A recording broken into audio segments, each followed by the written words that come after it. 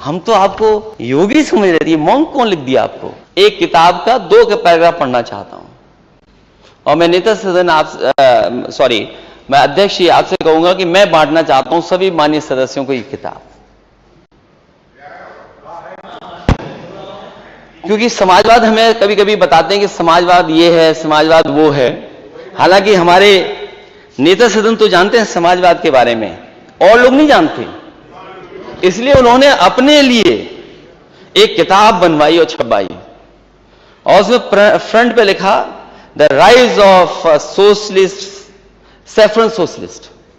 तो क्या गलत है? अगर हम सोशलिस्ट हैं तो क्या गलत है? आप भी तो सोशलिस्ट हो। क्या ये जो किसानों को आप पैसा बांट रहे हो, क्या ये सोशलिस्ट सिद्धांत नहीं है? क्या आप बेटियों को जो पैसा दे रहे हैं, ये बात अलग है, आपने वादा कुछ किया, दे कुछ रहे हो, जो गरीब बेटियों को दे रहे हो, क्या वो समाजवादी सिद्धांत नहीं है क्या? तो मुख्यमंत्री जी तो जानते हैं, नेता सदन तो समझते हैं, इसलिए उन्होंने किताब अपने लिए लिखवाई, the rise of a saffron socialist.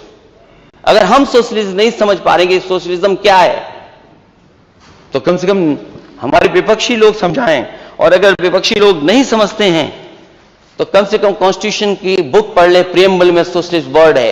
ये सोशलिस्ट पार्टी की योजना नहीं थी, ये गरीबों की समाजवादी पेंशन थी, और प्रियम्बल में सोशलिस्ट है। और अगर सोशलिस्ट पे प्रश्न लगाते हैं तो आप डेमोक्रेटिक भी नहीं हैं, आप लोकतंत्र पर भरोसा नहीं करते हैं, और अगर लोकतंत्र पर भरोसा नहीं करते हैं और समाजवादी नहीं है तो आप सेकुलर भी नहीं हो सकते। इन तीनों के एक दूसरे की मदद करते हैं, एक दूसरा निर्भर करता है एक दूसरे पर। इसीलिए कहा गया कि हमारा डेमोक्रेटिक सोशलिस्ट सेकुलर कंट्री है। अगर आप सोशलिस्ट नहीं है तो सेकुलर नहीं है, ना डेमोक्रेटिक है, और एक भी अगर हटा दोगे तो हमारा देश नहीं चल सकता।